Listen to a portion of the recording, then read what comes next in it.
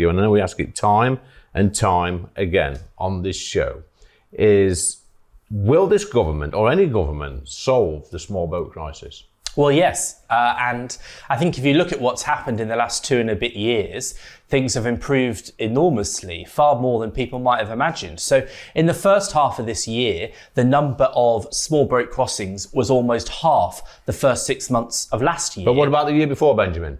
Well, I mean, the year before they were inheriting it from the previous government, so it's understandable that it took a little time to turn around. But the fact is that more than 2 years in, almost halving the numbers coming across in the channel is a massive progress. And in fact, the numbers are better than that because of all the attempts.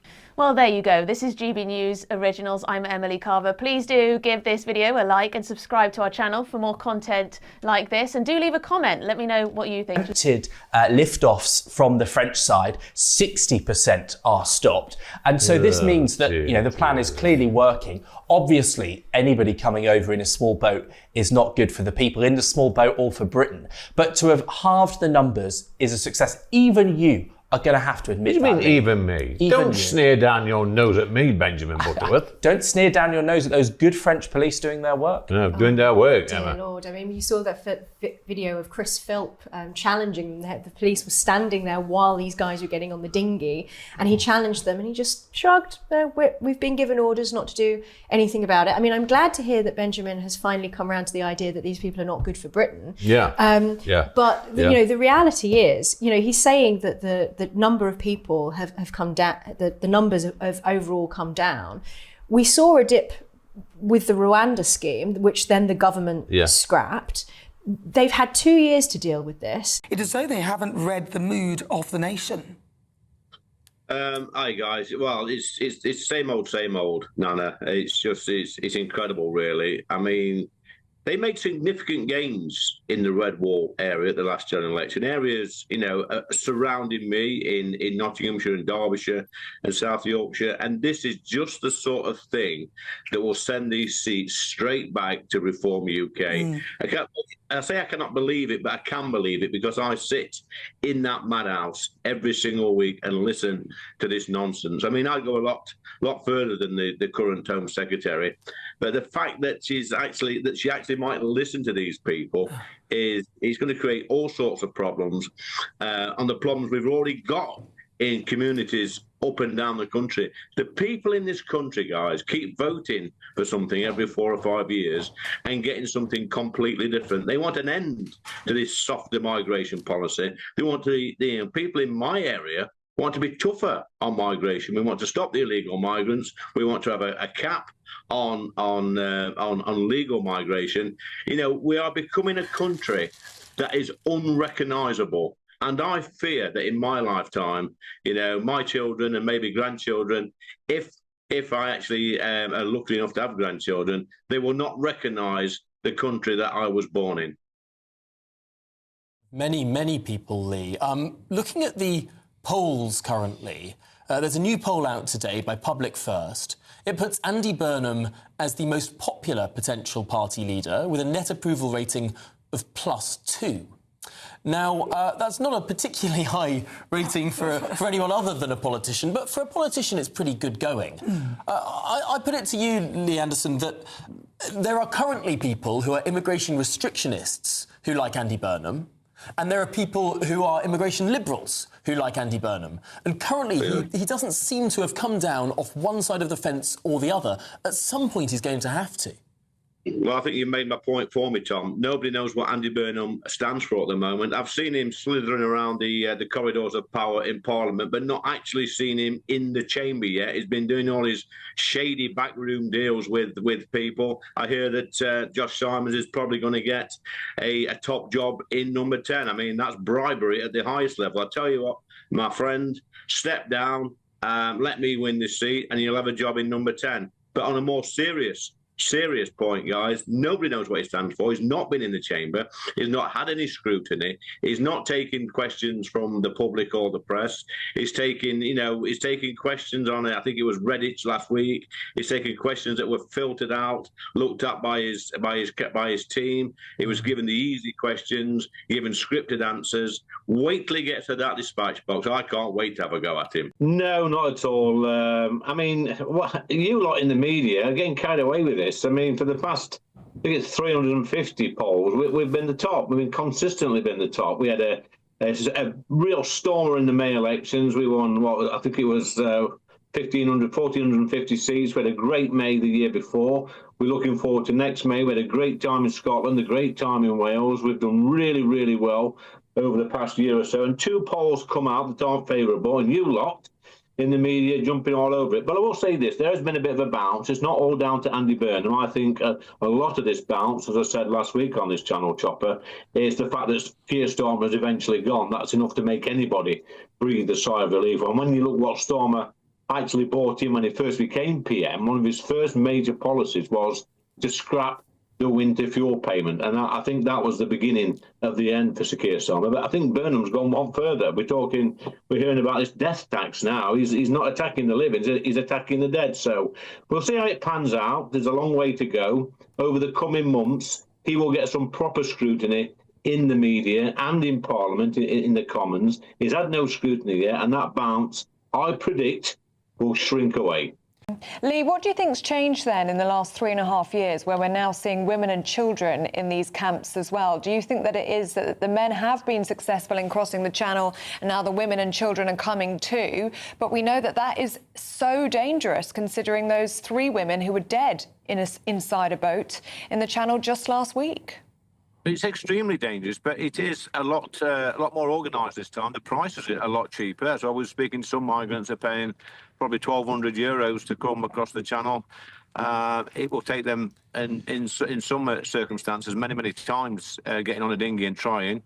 But they see it as an easy route now to get to the UK. It's like almost legal migration for them. They abuse the asylum system. They tick all the boxes once they get here when they're putting their claim in, and they're never going to leave this country. So a lot of these people coming over now see it as a way for a better life. They're economic migrants. They're not fleeing persecution, a lot of them. I suspect the state of the camp I went in yesterday, they're probably suffering more persecution in that camp. The way they live in squalid conditions is awful. On a human level, I've said it before, you have to feel sorry for the children. But what kind of adults would put their children on a boat, on a dinghy, in the English Channel to make that perilous journey across there, putting their own children's lives at risk? And quite frankly, they can just claim asylum in France or any of the other 6 or 7 countries that they pass through on the way to Northern France. Well, we're a soft touch. When you look at it, they're living in squalor, living in tents. There's fishes. It's like living in a rubbish dump. Really, that's where they live in. There must be diseases. Crime must be rife. And when they think within a matter of hours they can jump on a ferry, get rescued, and be in a 4-star hotel in somewhere in England, 3 square meals a day, Wi-Fi, new clothes, bust into town, pocket money. I mean, why wouldn't they come? We're a soft touch. It's as simple as that. We are a soft touch. Well, there is chaos, Martin, in Calais, and from my last visit 3.5 years ago, I think things have got considerably worse. The camp we visited today, just outside Calais, was full to the rafters. There was people from different nationalities, and the conditions were squalid. There was children there was women, lots of men actually, Martin.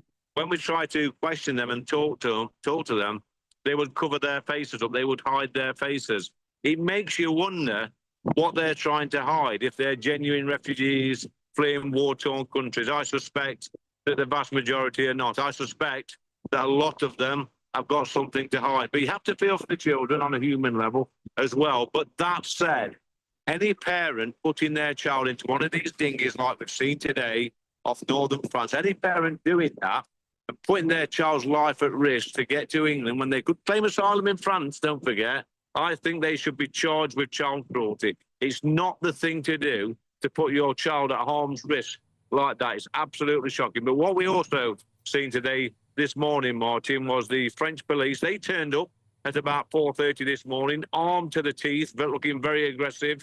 They challenged us on our way to the beach.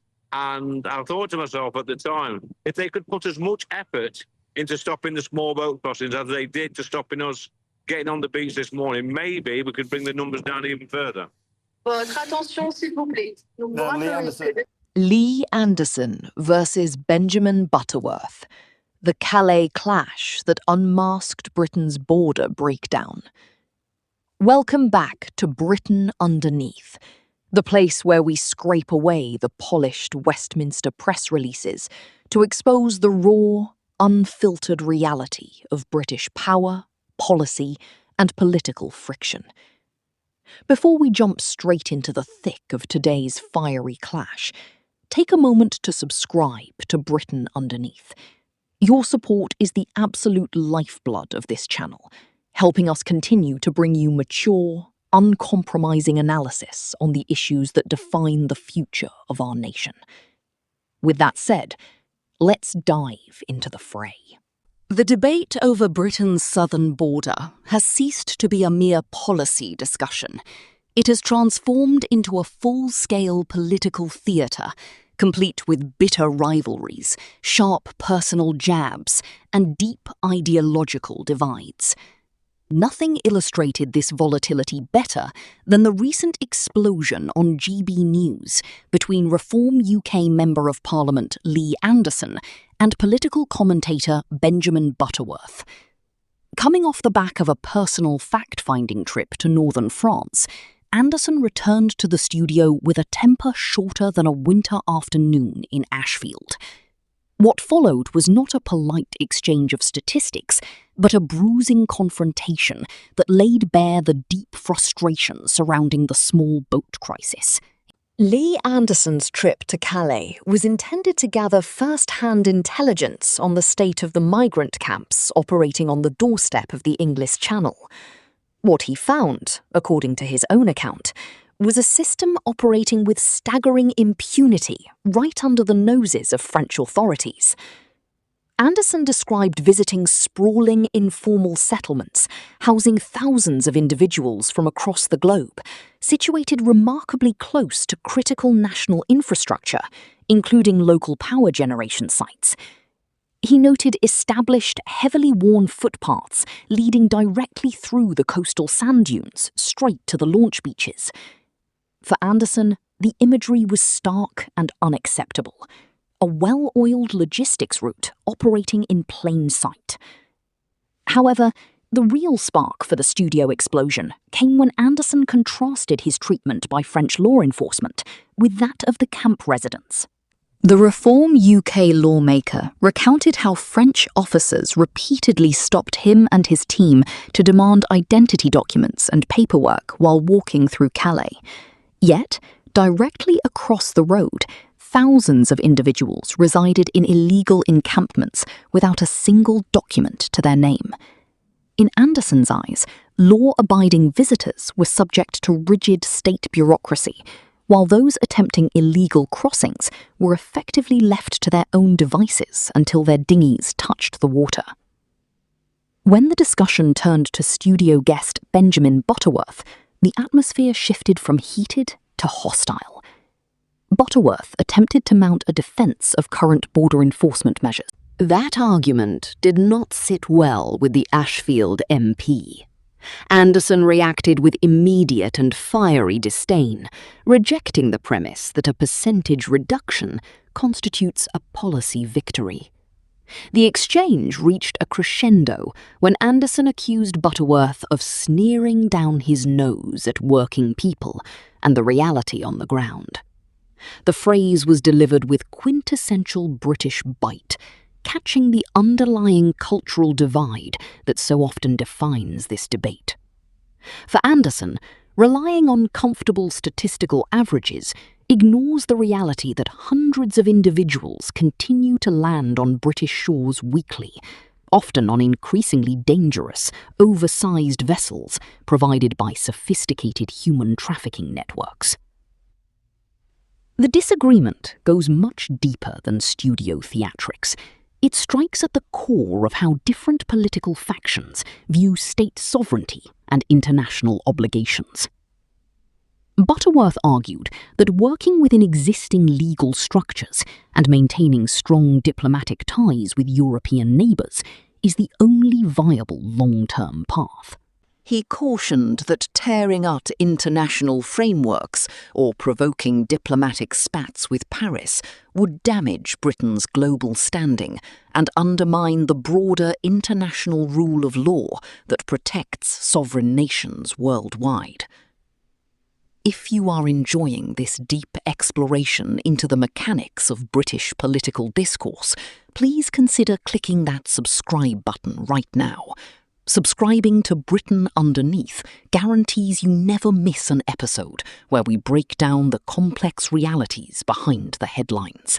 It takes just a second, but it makes a massive difference in keeping this independent channel running smoothly and producing the high-quality content you expect. On the other side of the studio table, commentators like Emma Webb aligned closely with Anderson's sentiment, arguing that procedural excuses are no longer accepted by a public weary of endless delays. Webb pointed out that human smuggling rings are constantly adapting to passive policing methods. As enforcement tightens slightly in one area, traffickers simply deploy larger craft carrying over 100 people at a time, effectively neutralizing basic interception efforts. She advocated for direct physical barriers, maritime deterrence, similar to methods deployed in southern Europe, and a willingness to accept diplomatic friction with France if Paris fails to secure its own coastline. The central point of contention remains the fundamental disagreement over deterrence versus administration. Anderson challenged the notion that migrants choose the United Kingdom primarily due to existing family connections or English language proficiency. Drawing from his observations in the Calais camps, he asserted that very few individuals he encountered spoke functional English. Instead, he argued that the perception of a generous asylum processing framework, combined with illegal labour. Butterworth countered by pointing to rising numbers of enforcement actions and voluntary returns under current administration strategies. He argued that policy solutions must remain pragmatic and grounded in reality, rather than relying on performative gestures that cannot be legally or logistically executed. The tension between those demanding immediate, decisive physical action and those advocating for structured, legalistic processing represents the primary fault line in contemporary British politics. Take a breath for a second, process the vast difference in these perspectives, and remember how vital it is to stay informed on these shifting national issues. The debate over Britain's borders touches every aspect of our national life, from defence spending and legal architecture to public service capacity and social cohesion. Understanding the arguments from every angle is essential for anyone paying attention to the trajectory of the nation. The exchange between Anderson and Butterworth was compelling precisely because neither man was willing to concede an inch of ground. It reflected the broader debate taking place in high streets, workplaces, and local pubs across the United Kingdom. On one side stands a populist movement demanding uncompromising border defence, minimal patience for legal caveats, and a willingness to challenge international norms. On the other stands a political establishment that emphasises legal process, international diplomacy, structured administration, and incremental statistical management. As long as small boats continue to navigate the narrow stretches of the English Channel, this friction will only intensify. The political stakes are immense, with electoral fortunes hanging on whether the governing authorities can demonstrate actual control over the nation's borders. Studio confrontations like the one on GB News are merely the outward symptoms of a deep structural crisis that shows no sign of abating anytime soon. If this analysis helped clarify the dynamics driving Britain's current border debate, please subscribe to Britain Underneath right now. By subscribing, you support our ongoing mission to deliver sharp, mature and independent analysis on United Kingdom politics without the fluff or corporate spin. Make sure to hit that notification bell so you never miss a new upload, and join us in the comments section below to share your thoughts on today's discussion. Thank you for watching, stay informed, and we look forward to welcoming you back for our